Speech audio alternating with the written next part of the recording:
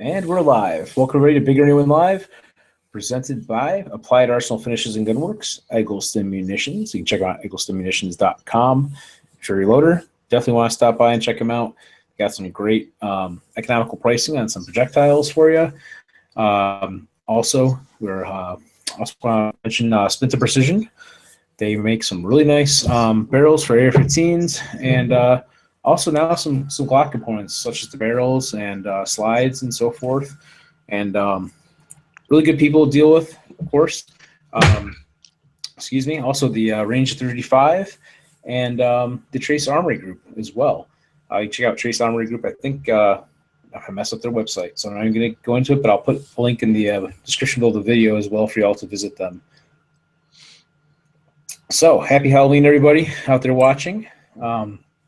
And you know, one of the things I didn't mention in the kind of our pre-discussion here that I was just thinking about too that I wanted to mention a little bit about, we kind of talked about it last week, and I'll kind of briefly go over that, is kind of the attack on gun channels right now in regards to YouTube and so forth. I know Such, 0000, whatever you want to call it, his account second strike against his account.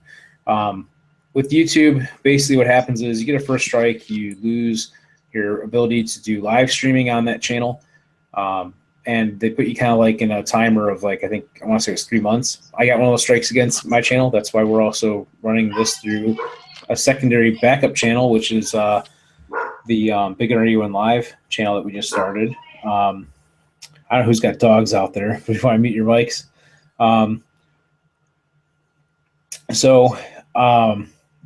If you get a second strike, I believe that it also inhibits your ability to upload any new videos and content for some duration. And if you get a third strike, of course, your channel is basically wiped out. When this happens, when you get a strike against a particular video, like in my case where I had one against a bonfire stock, they take the video down and erase it, and it's gone. You can't download it at that point or anything. So I definitely recommend, if you have a gun channel or whatever, make backups of your videos, keep that, you know, on hard drive or whatever somewhere. So if you want to re-upload it later on, that you can do that. And a couple other thoughts on this. Like I said, it's not just Such. There's other channels that have had this happen. I think James Hager's on his second strike. Maybe I'm not 100% sure on that one. I know he had at least the first one where he can't do live videos from his main channel. Couple thoughts. You can, of course, make a secondary backup channel to your YouTube account, like I did in this case.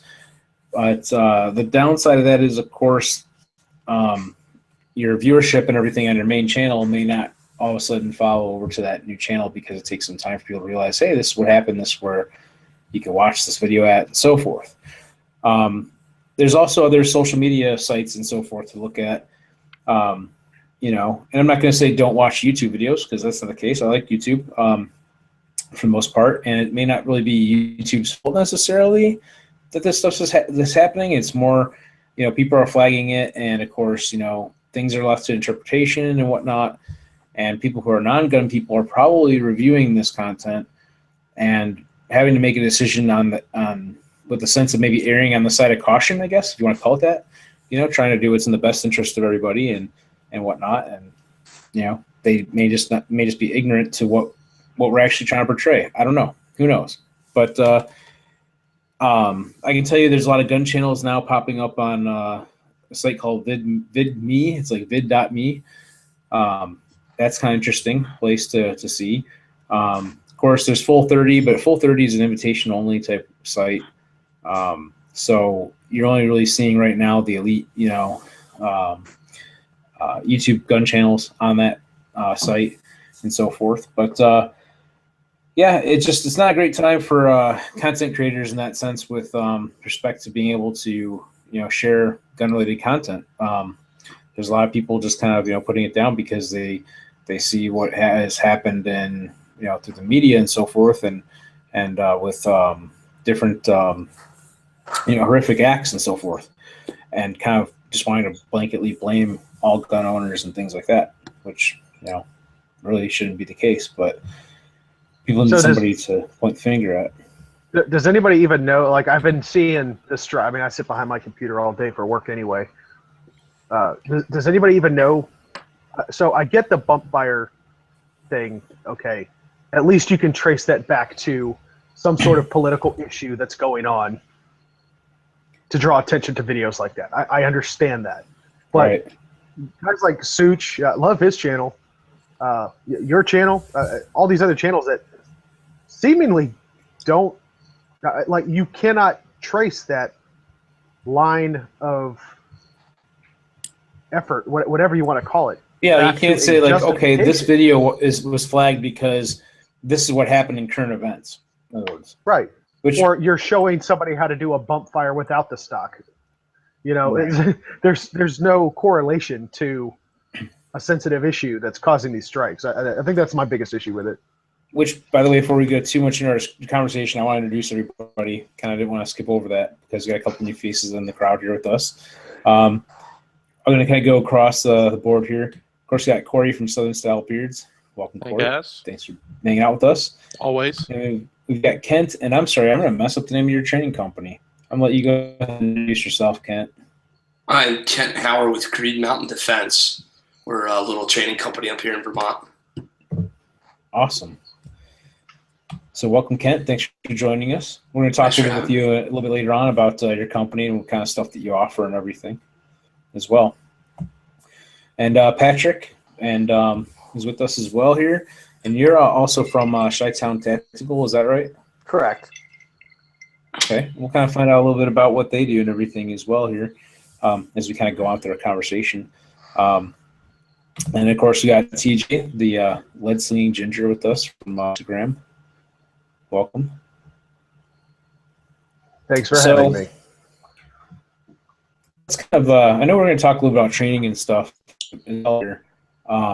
That's a good point for us to bring Kent into this. Before we do that, I'm going to mention a little bit about a product that I did a video on and kind of a little bit about the update. I'll be doing a little update video on this soon too, just something short and sweet. But if somebody has been watching the 50 States of AR-15, specifically the Minnesota rifle build, we did a visit with the fine folks at Obsidian Arms, and this is their Armorer's punch set. This is the first version of it, and it's an awesome punch set. I love it. It actually has. I've been using it, since day one, since I've gotten that set for my builds for this project and any of my AR-15 builds really. And now they came out with a new set. And the original one had, I believe, 8 different punches in it. This one's a little more comprehensive. It's got a couple more.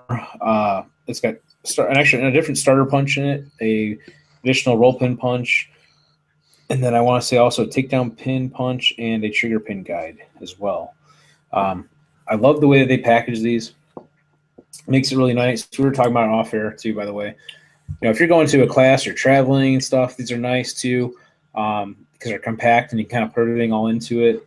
I also like it, like, for example, my red one here, the original one, I've got some other punches and stuff that I've kind of mixed in the bunch that I've been using just to kind of collect all my miscellaneous pieces and, what I'm doing for my AR-15 builds and put them in one spot. And this container just works really nice. It's very simple, and it's just a great product. They're made in the U.S., like I said, a family-owned company.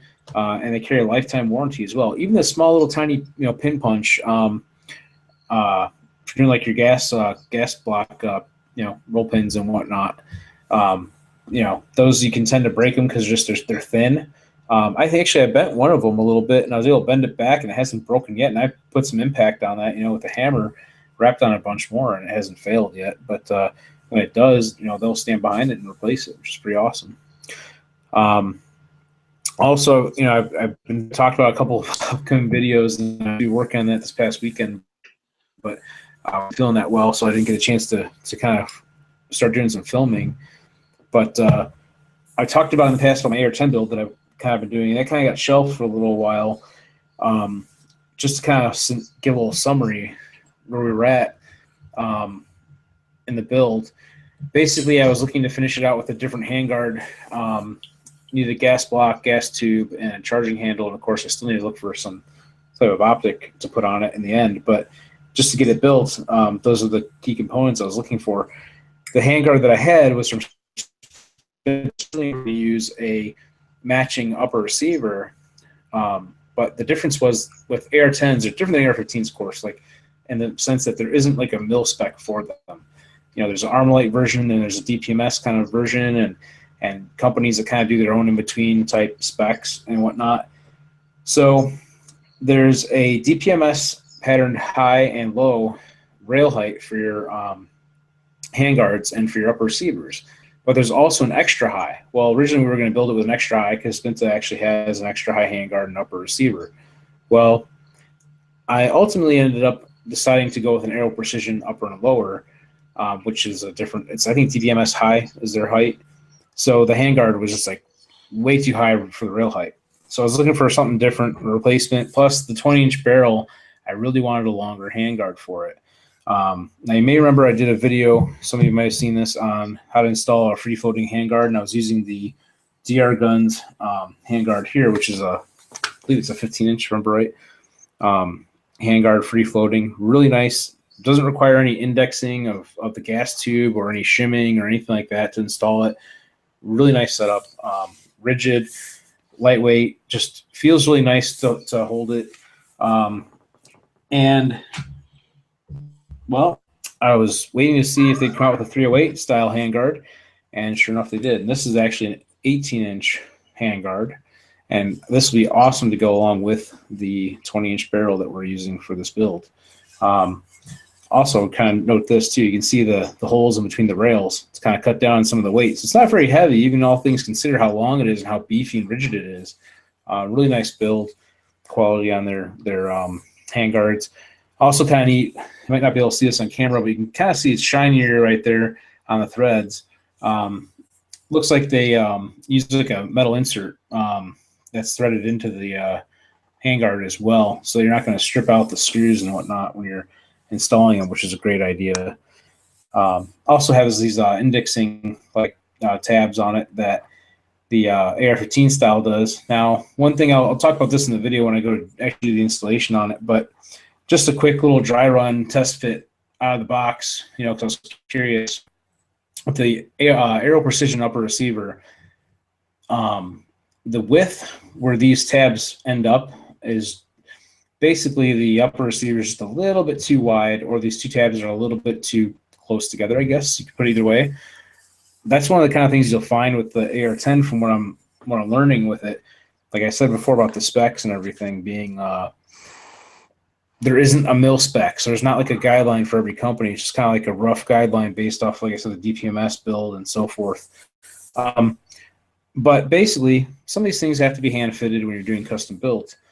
What I'll probably end up doing is putting a 45-degree chamfer just on the very corner of these, just to basically allow enough clearance for the handguard to slip over the upper receiver, and yet keep it indexed nice and tight and snug.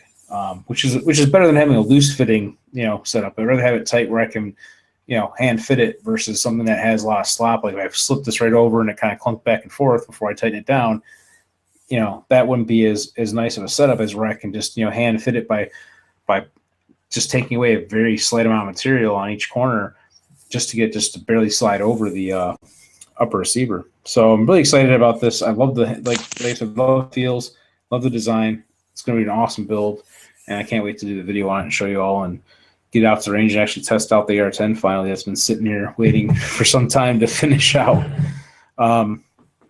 So that being said, let's talk a little bit about training and everything. I know, TJ, I don't know if you had some ideas on that you wanted to bring up, and we can kind of bounce off of Kent about what you're needed right now. Yeah, absolutely. No, so training is actually, I think, probably the most important aspect of firearm ownership. Anybody can go buy a gun and then trick it out, take that $500 Glock and turn it into a $2,000 Glock, and it sits in there safe forever. Yep. But there's much more to be said, especially if you look at the conversations that people have more commonly on social media about, hey, what do you like better, the RMR or the Delta Point? Or do you like the Apex trigger versus the Zeb trigger, or whatever the case might be? When you could easily take that $250 for that part, leave the gun as it is, and go spend it on ammunition and then go train with it. Now, with that being said, there seems to be, I don't really want to say a misunderstanding, but there seems to be two camps when it comes to types of training that are maybe acceptable in the gun community, right? You have formalized training, go to instructor so-and-so, pay them whatever their course is worth, a day, 2 days, whatever the case might be, and go get formalized training. But then there's also the aspects of competition and the training value that those offer. And I think where the misunderstanding is that there seems to be a lot of people that look at sports like 3-gun or USPSA, maybe IDPA to an extent, and not think that classifies as a type of training. I would submit that any trigger time that you can get that isn't just standing at a fixed position at some indoor range at 10 yards, punching holes in paper, is good training. You just have to understand that it is what you're training for. Right. So I'll say it this way. If you're just out burning ammo for the sake of burning ammo, you're not training. You may or may not be practicing something you have trained. To me, training is all about having somebody else dictate what you're going to have to do next. If that comes on a 3-gun match, fine. I can't predetermine what's going to come next in a 3-gun match. You might be able to game the stage. I'm no gamer expert, but somebody else is dictating to me, like, you have to shoot this in this order in this amount of time. And I don't just get to stand there and free think and move throughout a stage and do it however I want to do it necessarily. I'm scored and I'm timed. So to me, there's two things. There's stress, the outside stress inoculation of, okay, you have to perform on demand right now. And there's the fact that somebody else is dictating to you what you have to do and when and how you have to do it. That to me is what makes training. That's what I seek out. I spend probably just as much time going out to classes as I do giving them, if you will. And so I got to ask, how does that apply with the, you're saying with having someone dictate, what you need to do when you are in a defensive situation, you don't have somebody there to dictate or explain, hey, this is what you have to do next. It's all about skills on demand. It's about the ability to do what you need to do right now on demand. You certainly have to have free will and free thought and be able to move through a situation correctly, but anybody can be a rock star when they're by them damn selves or in a group of 2 of their buddies on the range and just going, okay, well, we're going to stand right here and we're going to do this, whatever it is. And, oh, look at that. We all did it fantastically. Can we do it on a timer? Is it repeatable? Can it be replicated time and time after? Can we measure our ability to improve over time?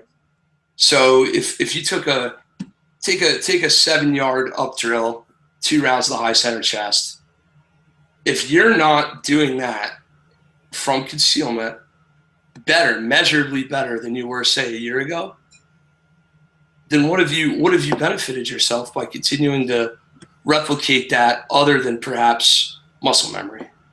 You see what I'm saying?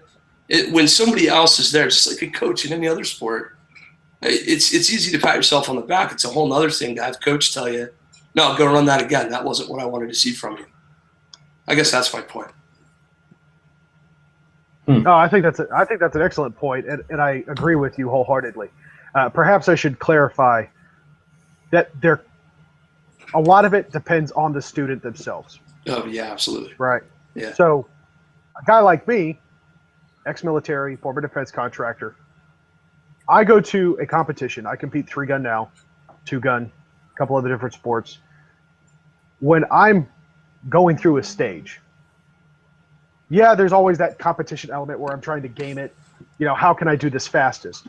But at the same time, you have to look at focusing on the fundamentals, and that is good grip when you grab that gun out of the holster, proper sight alignment, trigger prep and squeeze follow through, all that other stuff, mag changes, so on and so forth. You're looking at an opportunity to refine and hone those fundamental skills. Then you I got have a question. the absolute novice who doesn't even have those basic skills, or more importantly, know enough to know what they're doing wrong and where they can improve. Absolutely. So, or even enough to seek out that improvement. So many people that I see, and this is my world. I'm nobody's Rob Pincus or anybody, and goddamn, I'm not claiming to be. I'm just a dude in Vermont who likes guns and likes to introduce people to the sport. So most of the folks I see are just so blissfully, they don't know what the hell they don't know.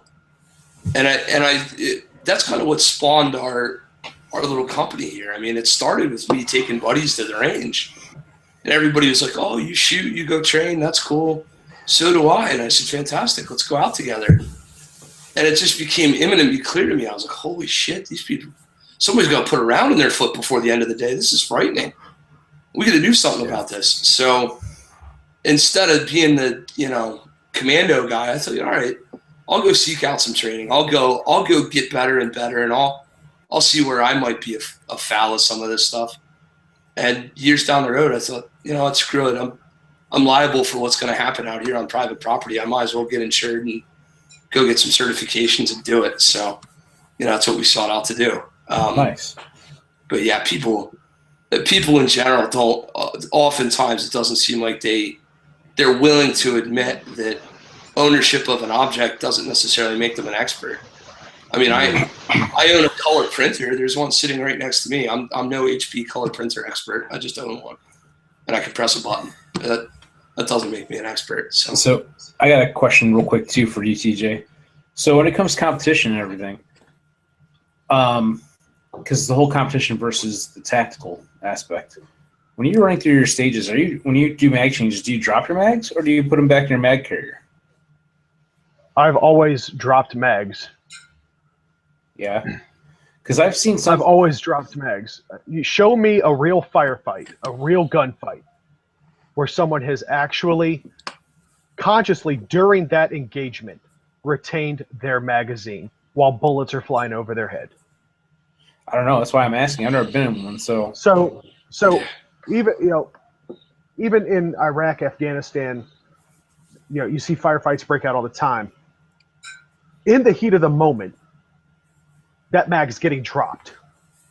Now, before they leave, or if they're going to move or egress to another location, maybe a hard point in a building, yeah, that mag will get picked up, thrown in a dump pouch somewhere, and looked at later.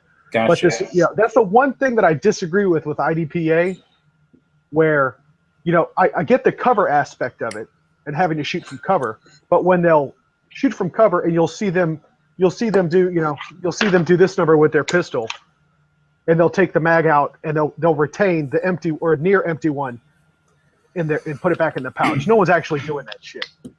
My only thought is if it comes to competition, there's two thoughts on it. One, obviously the speed of just dropping the mag, get the next one, keep going. But some people will be like, well, if I run low on ammo, on my stage, then I gotta have a couple rounds in that mag I just put back in my pouch because I didn't want it dry, kind of thing. And that I can kind of understand, but at the same token, you probably want to plan out your stage if you're doing competition. You're going to carry enough mags with you, Yeah, absolutely. Yeah, and and that's where I can certainly side with the argument that if you try to apply competition or things you learn in competition to a gunfight, it will probably get you killed. However, if you take aspects of a gunfight and apply it to your competition, then it works better that way. So you have to remember, in a gunfight, your sole purpose, aside from surviving, when it comes to that firearm, and Kent, feel free to correct me if I'm wrong here, keeping that firearm functioning. Yeah, number one, not my place to correct you. Number two, man, I'll tell you what, the least you would ever want to see me try to do is do that super duper flippy fingery retention thing that we're going to try to somehow our gross motor skills are going to go so fantastically shitty everywhere else in this fight. We can't do anything else with our gross motor skills, supposedly. But yet I'm going to try this nonsense. It's not happening. Yeah, they get what they call the gun running. And you get caveman hands. Yeah. This fine I already have caveman hands. Yeah, but all the fine motor skills of your fingertips goes out the window, and you get caveman hands. You know, the best you can do is grab a rock. But yeah, I mean, if you look at a lot of people that train, even on their own, but train concealed or carry an appendix rig, ask them why they have a spare magazine. It's not because they're expecting to run out of ammo. No. They're carrying a spare magazine in case, because where do 99% of malfunctions occur? Yeah, it's a spare tire. It's all about it's a spare tire. It's not right. If you need that many rounds, you're already screwed. I mean, I haven't really thought about it that way, but I mean, it does make sense, definitely. Yeah, even with go all the way up to a class 3 or type 3 malfunction. Rip the mag out, rack. Yep. New mag in, not put the same mag back in. Not, please God, help me fix this messed up mag right now and try it. No way, not happening. Yeah, exactly. Yeah. Yeah. I drop magazines all day long. Yeah. They're disposable. Magazines for a firearm, especially a self-defense tool, or it should be looked at as something that's going to be continuously replaced over the life of that tool. If you're still running doing it right, Glock 19 mags that you were running 20 years ago, for real, not, if you're training with them or you whatever on the range, fine. But if you're stuffing something in your actual gun that's been hit the deck 20 times a day for the last however many years doing dry fire practice, you're going to have a long day when it comes to it. I'm afraid. So, I'm sorry, I didn't mean to interrupt you. No, go ahead. I didn't mean to cut your thought off there. No, it's cool. We as civilian, I mean, keep in mind, my target audience is like everyday Joe public civilian guy who's carrying a handgun or wants to learn how to use a long gun better for the protection of their family. I'm not training somebody to go back to Mogadishu 3.0. That's not my lane and not my level of expertise or specialty. I personally think a lot of civilian firearms training does way too much malfunction clearance and reload drill work and everything else. I mean, quite frankly, we should be practicing the things that we're most likely to do for real should the time come. I'm probably not going to need to shoot through 2 panes of glass and come out from behind cover and do a barrel roll and come up. And somehow find a mag change while I'm doing it. That's probably not going to happen for me. What's going to happen for me is, oh shit, and that's it. And 3, 4, 5 seconds later, the whole encounter is going to be over. And let's hope we can grain some of those fundamentals. We can't focus on the law of averages, but I think people get way too in their own heads about this stuff and spend hours and hours on forums just beating themselves to death. I would even argue, Kent, that a lot of those other training classes, and don't get me wrong, I'll take whatever level of training I can get. But a lot of those classes intimidate. Oh, absolutely. And James Civic, they don't want to go be Rambo, quote unquote Rambo. They just want to learn how to shoot their gun and defend their family. And if you've got, some of these bigger name instructors, like the Chris Costas and the Rob Pincuses of the world, just looking at it would scare the shit out of them. Yeah. So tell us a little bit about some of the classes that you offer and stuff. What we mainly focus on, we started out thinking we were going to do the stereotypical concealed carry class where we're going to get about 10 or so people at a time come out to the range, and we're going to take them through an NRA curriculum or an NRA-like curriculum. What I quickly found out is that there's not really as much of a demand for that, especially here in Vermont, seeing as we still have the Constitution and we don't need your permission to carry a gun, so we don't need a special permit. Wow. So gun permit classes aren't really a thing here.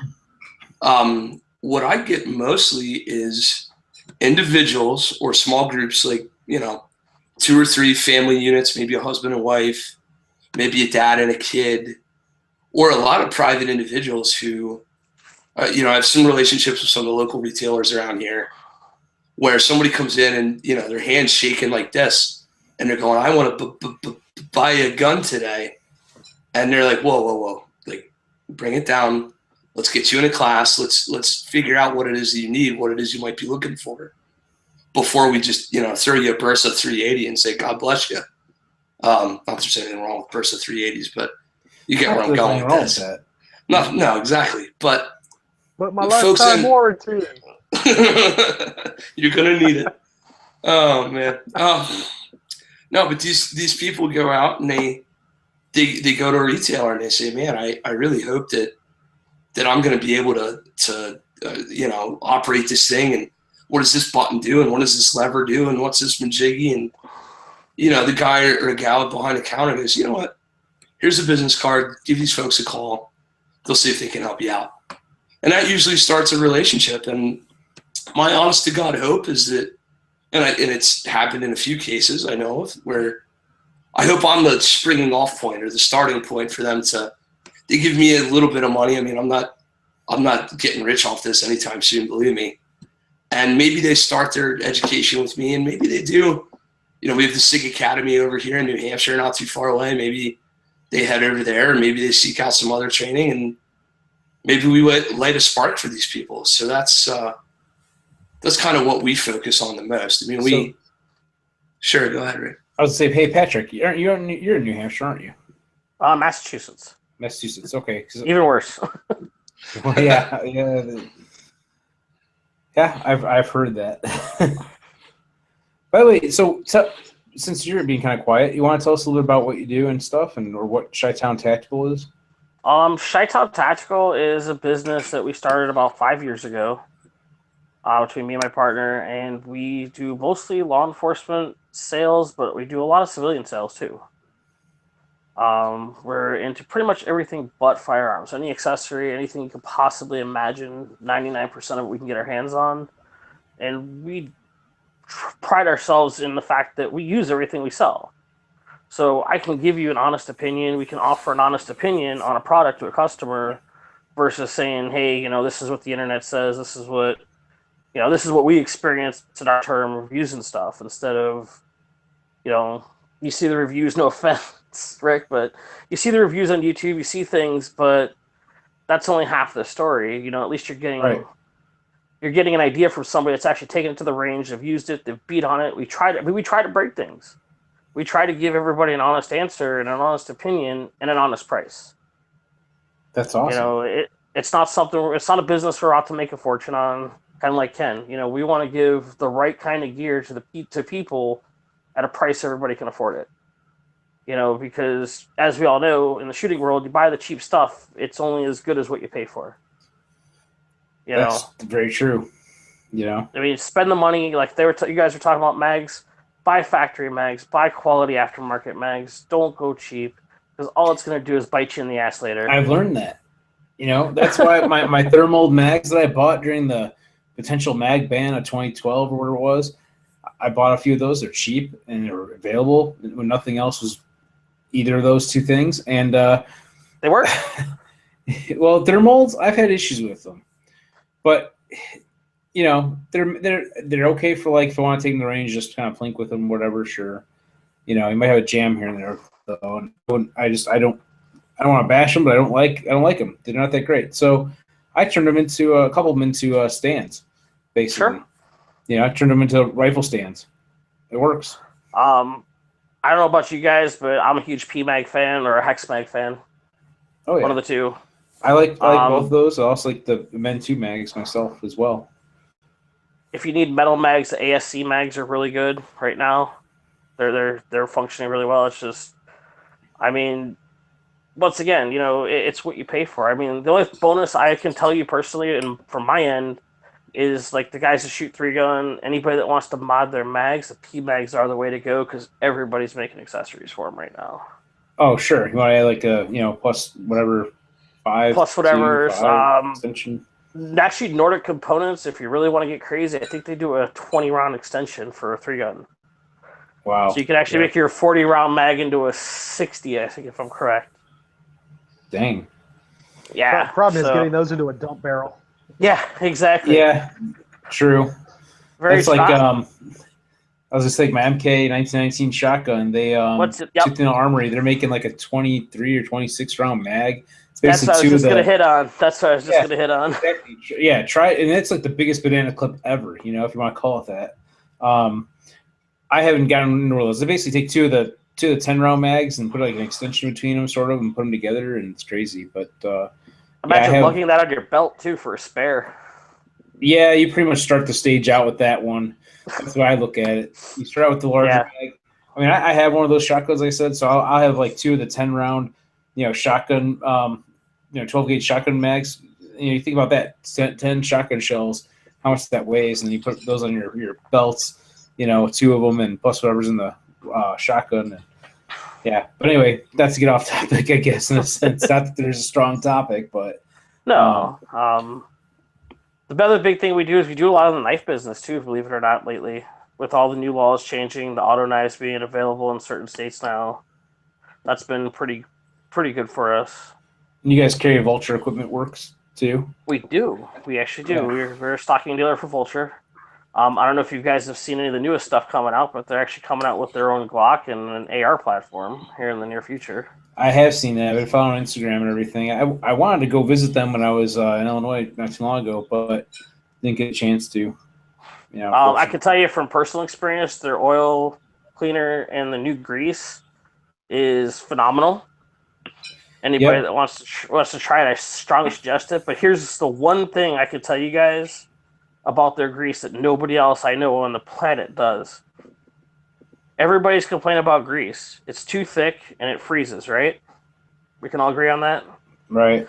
What if I told you could take their oil, mix it with the grease to thin it down, so you still get the properties of the grease holding all the goo, the gunk, and everything in it, but you can change the viscosity of actually the grease. So your preference. Yeah, that's what Will, the owner, was telling us at one point on the show. You can mix them; they're compatible, which is awesome. They don't separate. I mean, that's the one big selling point I could actually say about that product is that you could do that, because I don't think anybody else out there could do it. Well, when I go to clean up my AK that's behind me on the bench back here. I don't know if you guys probably can't see it, but it's back there behind me somewhere. I'm going to be using the Vulture Equipment Works oil on it. It's the AK enhancement package. That's what you call it. So I'm like, all right, cool. The other big thing we noticed too, especially in the training world, with their oil, everybody knows 22 conversion kits are really finicky. Their oil actually, and it's true, it has about a 25% friction reduction in the oil. So by doing that, it limits the friction in the 22 conversions to the point where you eliminate a lot of the malfunction issues. That's cool. Believe it or not. I personally tried it on my Kimber 22 conversion kit, which used to be real finicky in ammo. It only used to run CCI ammo. I can burn through the Remington Gold Box, you name it. So I can actually attest to the fact that did solve a lot of ammo issues and a lot of problems. Yeah, I go through and clean my my 22s for my Gatling gun deal that I got.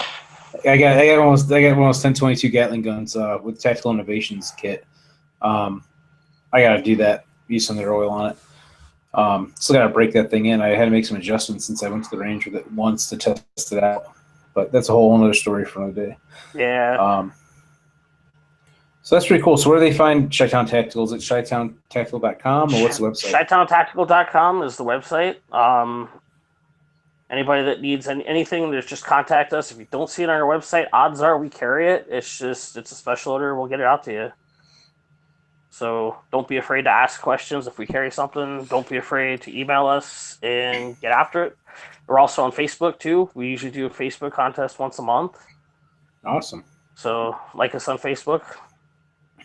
Follow us on Instagram. We don't tweet, so there's none of that. So, but yeah, I'd tell you what though. Sorry, go ahead. No, you're fine. I was gonna say with the tweeting thing, like I don't tweet either, but yet I still have a Twitter account that's maintained, and that just happens because Instagram, uploads to it. Right. We do the same thing. When you do YouTube videos, it uploads to it. So it's kind of like a passive account in a sense that's just there. It's just there, exactly. So it's just something else out there. I can also send you my email address at Chi-Town. If you guys got questions, need gear. We do bulk pricing sometimes too, especially for you guys. If you guys are looking for like uniform pants or something, we can definitely work something out for you. 100 PMags in the box. PMags in the box, yeah. Do you have a brick and mortar location? We do not. We are only internet based. Probably better that way, I would imagine. No overhead, believe it or not. It's pretty easy. So I was gonna say the overhead. Yeah. And that's why we can keep our prices so low. I don't have to pay to keep. We don't have to pay for lights. We don't have to pay for a building and all that. So we pass that savings back on to our customers. Plus, being in Mass, the British aren't going to come seize all your stuff, so that's good. That too. That helps. Our main office is in Chicago, so unfortunately, I was relocated out here. I keep saying that. I'll tell you what. That's my new catchphrase, I guess. Apparently, but back to the gun store stories too. I remember when I was still living in Illinois, I went down to Missouri to visit my family and stopped in a Walmart because in Illinois some Walmarts that are further out from the city may carry some firearms. I say some as in like you could find maybe like some shotguns, some 22s, some like hunting rifle type stuff. But I was like, I keep hearing about people buying ARs at Walmart. Of course, apparently, I believe that's the thing of the past now. I think that has all changed since then. But at that time, this is a couple years ago, maybe the last 2-3 years, whatever. I went down there and I'm like, hey, they got like a couple different ARs and stuff there in the case, and I asked them, hey, can I, I'm a bordering state, can I purchase one here, And they said, let me look at my map. Nope, can't sell it to you. I'm like, really? And like, one of the customers was like in the background said something like, yeah, I thought those are all legal there in Illinois. You couldn't have that in Illinois. And I'm like, what are you talking about? Do you think of Chicago maybe? I mean, I said, yeah, there's only a couple different towns that don't allow 30 round mags and things like that. They have magazine restrictions, but you can have AR-15s and 30 round mags or 100 round mag, drum mags or whatever you want. Suppressors, yeah, we're trying to get them legalized. They're not legalized yet. This is all at that time again. I said even SBRs, you can get an SBR, a short barrel rifle. Of course, there's a little more hoops to jump through. You have to have a CNR license and this and that, but you can get one. Machine guns obviously not legal for regular citizens to own, but there are dealers that can have them. It's just kind of interesting the preconceived notions that people have from watching TV. Even coming down here, you hear about all the people saying, "Oh, you're from Chicago? Oh man, that's like the murder capital of the world type thing." And I'm thinking, yeah, maybe some parts of it. I said a lot of that, is gang activity and stuff, and whatever, but. Isn't it funny when you tell people you're from Illinois, they automatically assume you're from Chicago? Everybody assumes you're from Chicago. I did say, in all fairness, I did say Chicagoland suburbs, but yeah, exactly. I was pretty close to that. I was a couple hours south of you, though. Yeah. So it kind of was like that. Basically, that people do kind of consider, like when you think of Illinois, they think of Chicago, pretty much. You mean there are cities in Illinois, not Chicago? Yeah. Yeah, they're in the cornfields. Okay. Top of there, There is this farmland out there, man. Yeah. You keep hearing people talk about the maps of breaking up the state, like, talking about Illinois now, like breaking off Cook County, which is the Chicago land area, from the rest of the state, because they're like, it's all the state's ran by Chicago and this and that, all this. Now we're seeing stuff out California, and I don't, if that's going to legitimately happen or not or what, but. You're people talk about they're trying to break California up into like 3 different sections and whatnot. And believe it or not, we've had a lot of people on here from California. There's a lot of firearms manufacturing going on in California. Spinner Precision is from California. Of course, they don't technically make firearms; they make components for firearms. But you also got Strike Industries out there too. They make accessories. But you got Juggernaut Tactical, who's not far from them, that makes AR-15 receivers. And there's tons of accessory companies. Enterprises. What's that? JP Enterprises is out there. No, I think they're JP's in Minnesota. Oh, I thought they were still in California. Originally, they were in California. I know that. There's JL Billet. I think they might be. I'm not sure. I'm probably talking my ass now because I don't remember off the top of my head. But no, I know JP was in Minnesota. Okay. Last I looked, anyway. Because we actually have some of their components from the Minnesota rifle build on there as well. There's a lot of people out there. We don't know where guest is from out in California. It does like training and stuff and whatnot. And actually, was it training or was he I'm probably messing that all up now. I want to say actually he worked for a company that does like security and whatnot. Anyway, a lot of gun-friendly people out in California, but of course, there's a lot of non-gun-friendly people too. So it's probably why they're looking at that too. There's probably a lot of different. Probably trying to look at breaking up the state by different like-minded types. I'm guessing. I don't know. But anyway. No, you're right. They did move. I just looked it up. Originally, they were out in California for the longest time when I first bought my first trigger group from them. Years ago. See, I didn't know that.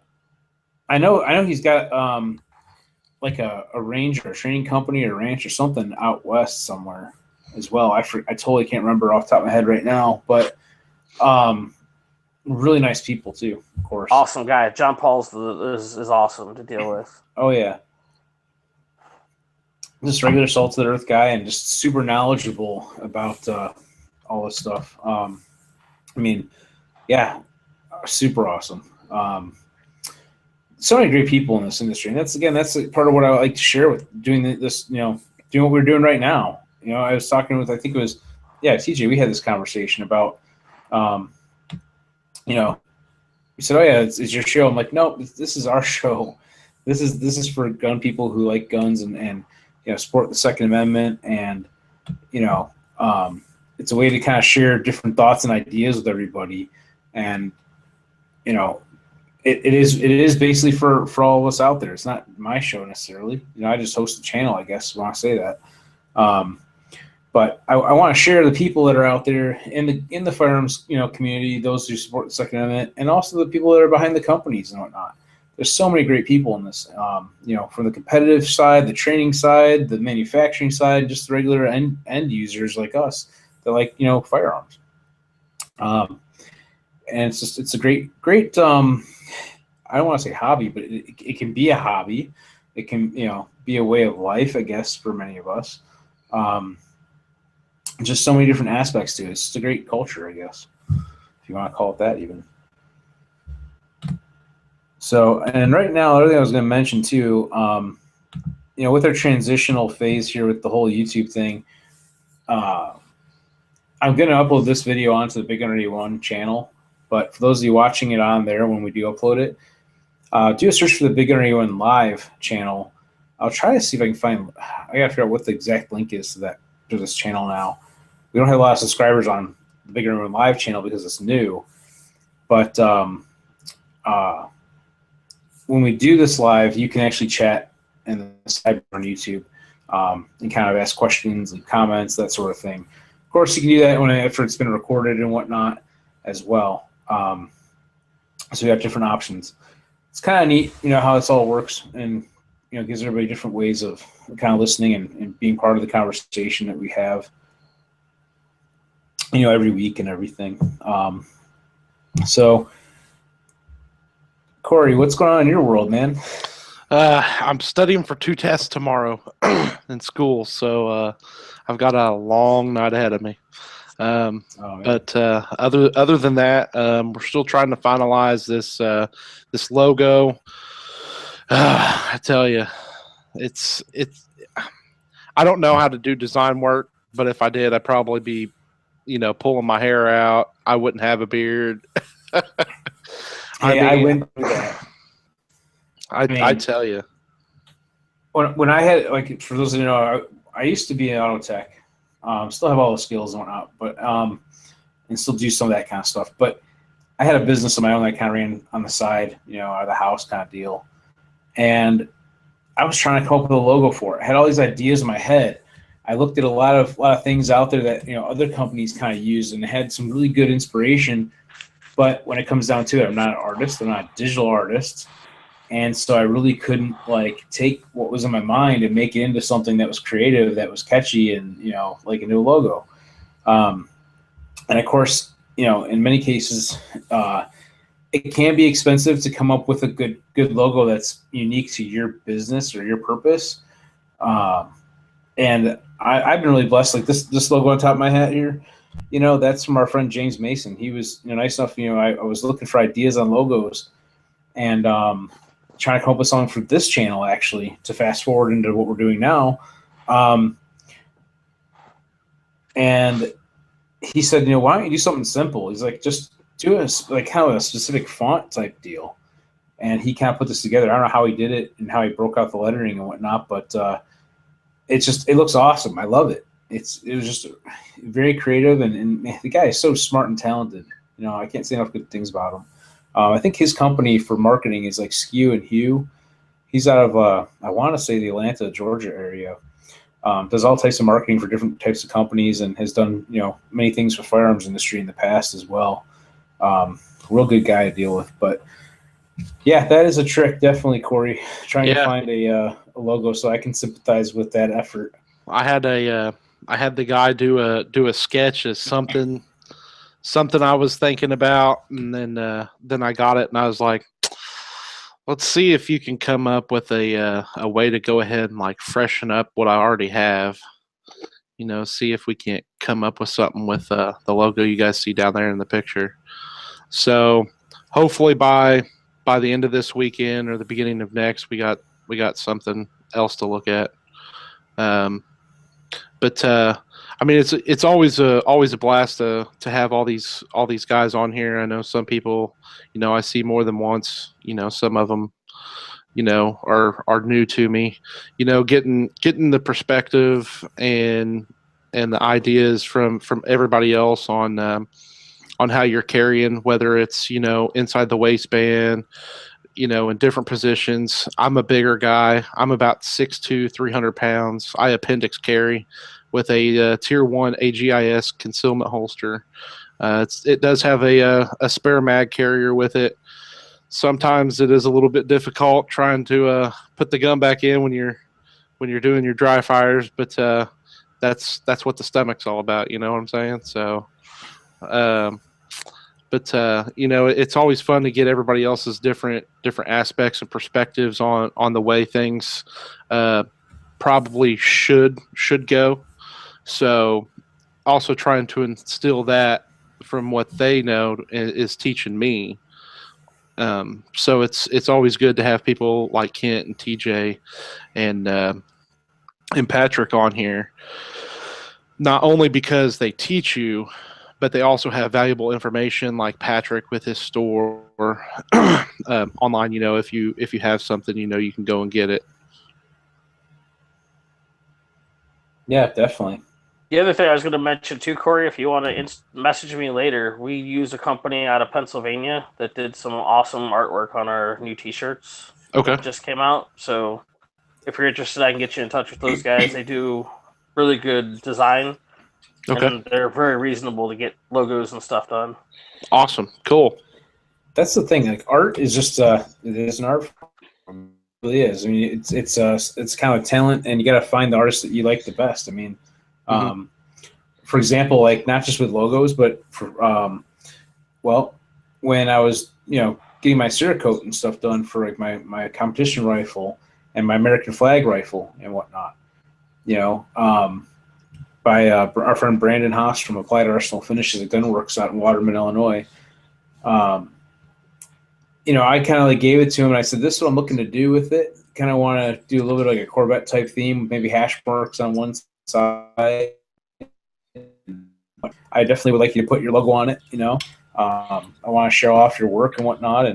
And so he went at it, and you know, he's like, "Yeah, I made a little change to it. I did this. He put the hash marks on both sides, which on the Corvette technically only has a 1, but it just looks so much better." And I was originally going to put them like the hash marks smaller. When I say hash marks, the 2 little red marks on it. But he did them in a really nice proportion, and then he also added on the trigger guard, you know, the BigGunner81 on it, and so that when it's sitting in the gun racket, like, you know, a 3-gun competition or whatever, you can see the channel name and also see his logo on the top on the magwell. Came out really awesome. I love it. And then when the flag came up, and I'm like, "Hey, I want to do this American flag deal. I want to make sure I have the stars towards the front and everything." I said, "I don't know what your thoughts are on this. Like, how are we going to do the stock when, you know, so it doesn't look awkward when it's collapsed or when it's extended and this and that." And, he's like, "Don't worry, I'll make it nice and everything." I'm like, "Okay."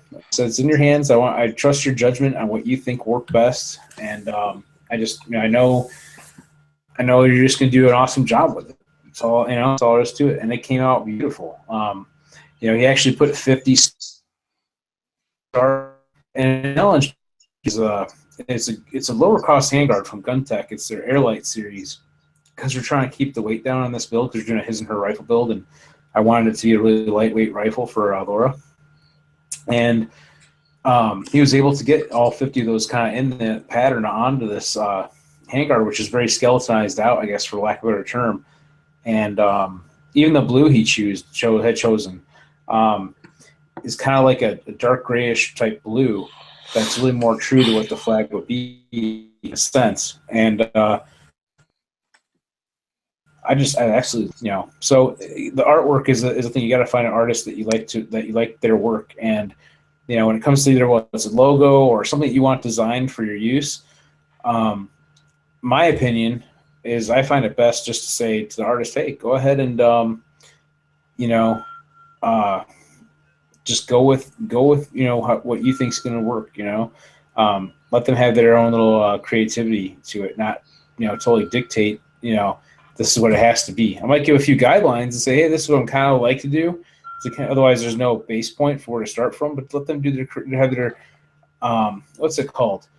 Like their creative. I can't even think of the word, but basically, kind of give that that open artistic license. Like in a sense, like your artistic. It's a license or just basically allow their creativity to flow how it should. I mean, give them that leeway to do what they want to do because that's how it's going to come out the best.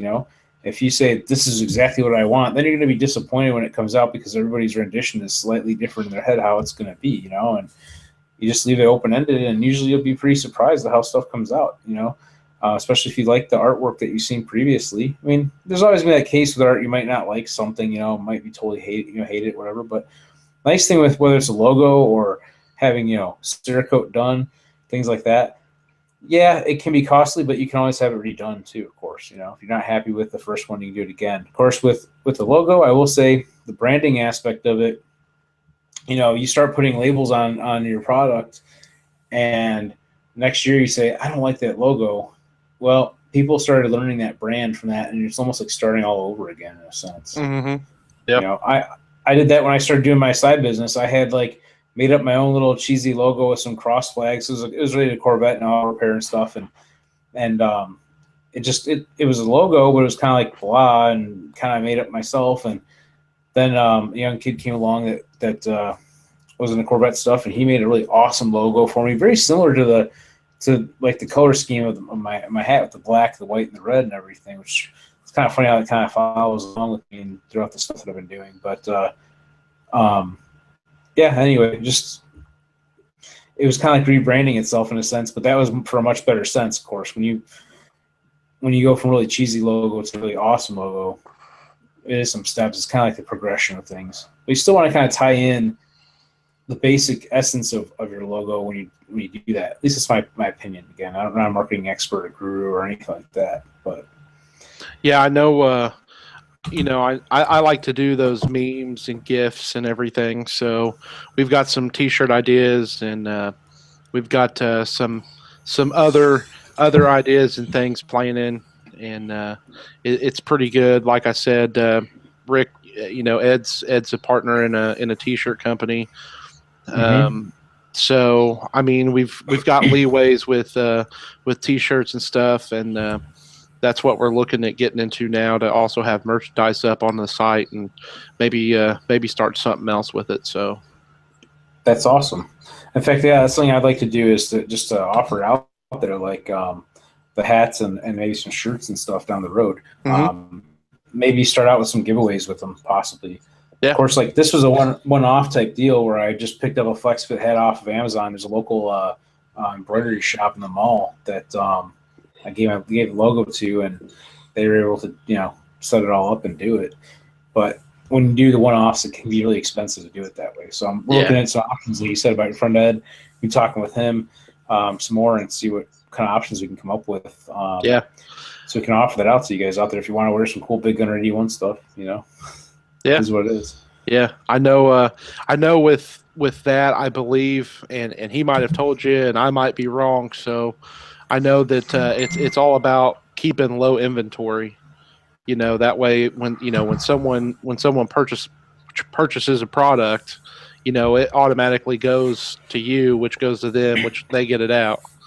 So there's little to no inventory for you whatsoever that I am understanding of. Huh, that'd be kind of cool. Yeah, definitely. Because drop shipping makes things a lot easier. Obviously, like between working a full-time job and doing the BigGunner81 channel and trying to make videos and stuff here and there, that could be a lot. So then to add in running an online store with shipping stuff, that is an extra, thing that's going to take time to do. Yeah. So finding drop shipping would be really nice. But like I said, to start out, I would like to get a few of these to kind of do as giveaways, to kind of throw out there with some other swag items and whatnot that we get from some of the companies that help support what we do, and so forth. And I gotta say, like, I'm really thankful for all the opportunities that have been afforded with this channel, like getting to shoot full autos, getting to go out to the Iraq Veteran shoot, going to SHOT Show and NRA show and all that stuff. Not that I couldn't go to NRA show necessarily, just as regular non-media, non-YouTube type thing, just on my own. But we got to meet so many great people with it and do so many cool things, and I'm really thankful for that. It's just been a lot of fun, and I hope that we're bringing stuff to people out there that maybe they can get some enjoyment out of it, maybe some entertainment, maybe some information. Maybe we all learn something from other people out there, leaving comments underneath the videos. I know I have. I know I've made mistakes. If I make a mistake in my video, people will point it out. They'll say, "Hey, this is wrong," and I'll like, "Yep, okay, cool." So now I know that I did this wrong. I'll make a comment in the comments or something, in the description or whatever about it. And then, of course, 50 other people will tell me the same thing, as the year goes on, because they'll watch the video and not read the comments, and they'll just respond the same way, which makes sense. I mean, I don't fault anybody for that. Like I said, it's all about sharing information and just kind of learning and whatnot, having fun. And that's why I always say have fun shooting at the end of our show and whatnot. So speaking of which, we're pretty much at the end of tonight. I want to go ahead and we'll kind of wrap things up. Before we do, Kent, do you have a website too for your company? greenmountaindefense.com. Awesome. greenmountaindefense.com. So do you have like your schedule and everything on there too, as far as what classes, or how does that work? Yeah, it's pretty much winding up for the winter. We're about to be covered in snow, so see you next spring kind of thing. Yeah. And that stops you? It's just snow. Covered in snow, my brother. Covered in snow. I guess it depends on where in Vermont you are. You got it. Hey, you know what? You got to be ready for all types of situations. So you got to be practicing the shooting out in the cold temperatures and all that kind of stuff. My big ass is out there for sure practicing, but it's kind of hard to. It's kind of hard to get people to pay to come out and freeze their butts off. And one of the things I miss about Illinois a little bit, in a sense, not necessarily the coldness. The cold kind of sucks anyway, but you want to go out and train different elements. Aurora Sportsman's Club, they have all types of events and stuff there. And I started out with competitive shooting with practical rifle, and they shoot rain, sleet, snow, whatever it is, as long as it's not lightning out. Someone gets electrocuted, they're out there doing it, and every month, and that's a lot of fun. I mean, we went out and it was kind of wet out before, and it get a little bit muddy and stuff, and it's a good way to get some practice out in the elements too. So awesome. So Corey, you got any final thoughts you want to wrap up with? I am just we're closing October here. It's Halloween night, and we're coming into November, and that's Thanksgiving. And Thanksgiving is all about being thankful for what you have and who you got in your life. And I'm thankful for every single person that I meet on here. And I thank Rick for having me on every week. It's informational to me, and I get to use it in my daily life. And hopefully I share and spread some of that love and joy myself to others. So thank you. That's awesome. Appreciate having you, man. Mm-hmm. Appreciate it. And Kent, you got anything you want to wrap up with? Anything we didn't get to cover? Anything that you want to mention? No, man. I just really appreciate the opportunity that you got a cool thing going here. Love to be back anytime you want me. Hey, we're always looking for people every week, so As long as I don't break too many of the rules and get your channel taken down for doing or saying something terrible. I don't think that'll be a problem. This was a lot fuller, like, an hour ago. So there's that too. But yeah, no, this has been fun. I really appreciate you guys. TJ, I like your perspective. I think you and I could get together and talk about training more and maybe shoot together someday. All of us, really. You boys ever up here in the Great White North, come on over. We'll get as cold Vermont as are you in? We're in Bethel. We're in Bethel, Vermont. So pretty much directly northwest of you. Down by like Brattleboro-ish or further north? No. That's Brattleboro, southern Vermont. We're right in the center of the state. Oh, okay. I'm up that way every once in a while. I'll have to get in touch. Yeah, man, hit me up. I'll throw my contact info in this little chat thing over here. Cool. Be awesome. That'll work. Awesome. Cool. Thanks for being on with us, and we'll get you on again there, Kent. Yeah. And Patrick, you got anything you want to throw out? Like I said, just come like our Facebook. We're, that's the best that I can really say. If you guys are looking for something, anybody out there, let us know. If it's something we don't have on our website, we'll gladly get it for you. Really appreciate your time tonight, Rick, and hopefully we can be on again sometime. Absolutely. I'm glad you're able to get on this time. I know we tried to do it like the week before last. Had some technical issues and whatnot. So I think we figured it out finally. Yeah, absolutely. Well, you're here, so just got to do the same thing next time with a new link. Exactly. So, yeah, thanks again. I appreciate it. And thank you for your time. Awesome. And DJ, well, thanks for being on with us. You got anything else you want to throw out? Yeah, absolutely. Thanks again, guys. Pleasure meeting all of you. Look forward to speaking with you again here on Rick's show, or our show, Rick's platform. Our show.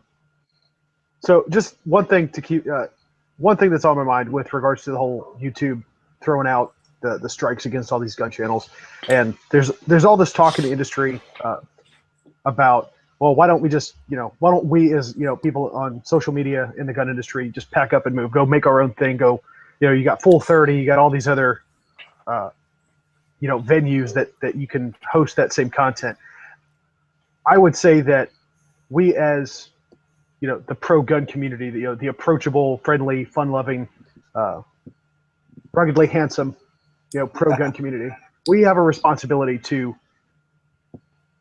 let our voices be heard, and at the same time invite those people that don't understand, that, pardon the term, but the ignorant public that really doesn't understand guns, into this lifestyle and into this community, and to show them that we are, generally speaking, loving and accepting individuals. And we're not going to be able to do that by shutting down shop at the main repository where everybody goes. Right. So if we all get off of YouTube and all get off of Instagram and all this other stuff, we're going to be preaching to the choir. So, well said. So I would say that above the training and the safety and the caring and the acceptance of all these other people, we have a responsibility to continue spreading the good word of the pro-gun community, and at least maybe not make new gun owners. That would be awesome if we could get new gun owners out of everybody we talk to, but at least show everybody that, hey, we're not the bad guys. Right.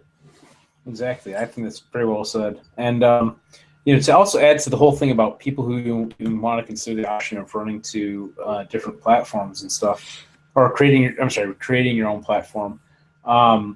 The costs involved with creating a website and all the bandwidth that's required, who's going to pay for it? You have to find advertisers and things like that, and it's much more of a headache than people realize, or a difficult aspect. Not that it's impossible. I mean, look at Full 30. That's something that, of course, like I said before, is right now only by invitation only. It's only invitation only. That word didn't sound right, but anyway. It's kind of more for like the elite gun channels, the guys who have all the bigger views and stuff. And, it's not open to everyone. Like you said, YouTube is more of the mainstream. Keeping this stuff mainstream is kind of a goal, at least basically to help show people that we're not these scary people that want to murder everybody, kind of deal. That's not the case. I never want to have to use a firearm on somebody. You know, that would just be a horrible day. You know, if that comes ever. But it's there, you know, to protect you is if you ever do need it, you know. But that's a whole other open debate and everything. And yeah, I mean, one thing we can do as well, I was thinking about this, there's a whole little script that somebody wrote up for dealing with on YouTube. I don't know, I'm getting some feedback from somebody. Sorry. Not sure what it was. Is that you, TJ? Is you the cat? Yeah. That's what it is. Okay. Dude, that was also really freaky, man. I was like, what the heck? I'm like, we got sound effects and stuff now. Now, when we lived in the country, my wife and I got a couple cats to help take care of the mice. Gotcha. And now we live more in the suburbs, and the cats are really, really started to be more useless than ever. Funny. He only comes around when he wants something, so he's probably hungry. I was gonna throw out there real quick. Like YouTube, you can give feedback to YouTube. Let them know that you as a viewer of watching videos on YouTube, support gun channels and ask them to not throw out these channel strikes and to help support the firearms community in a sense. If you don't voice anything in that respect, it goes unheard. But writing them, even if you feel that it may not be read by anybody, still do it. Same thing with the government type stuff where people say vote and this and that. You hear people say, "Oh, my vote doesn't count; it's already predetermined," or this or that. Even if you believe that, still just vote and protest. Because if you don't make that effort, then there's nothing to show that there's people that actually feel this way. Oh yeah, I mean, vote. You really hit a nail on the head there, Rick. I mean, voting. The whole voting thing aside, I mean, I vote, whatever have you. Whether or not I'm being heard doesn't matter. One thing I do know is that your representatives, your congressmen, your senators, whatever the case might be, they will listen to you if you pester them enough. That's why I posted that script on my Instagram for people to use. Like, hey, call these jokers, and you're probably going to get the answering machine, but leave a message. Yep. This way you can at least say, that is probably the closest thing you do. Even if you don't vote, at least contact your representatives and let your voice be heard that way.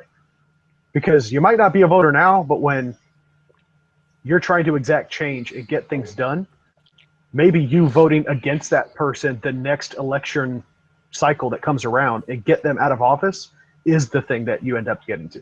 That's what it leads to. And it can be expensive to mail stuff, but for example, I've seen like where some groups will get together and they'll do like a mailer, like a petition type deal, but instead they'll write like a letter and they'll mail it. And you get enough letters sent in someplace, people have to physically deal with that, no matter what. You may think a voicemail is just going to hit the delete button or whatever and not listen to it. But mail, someone's got to, haul at it or look at it or do something with it. It's something physical. But, make that effort, definitely to support, our gun rights and, our Second Amendment and all of our rights, really, as citizens.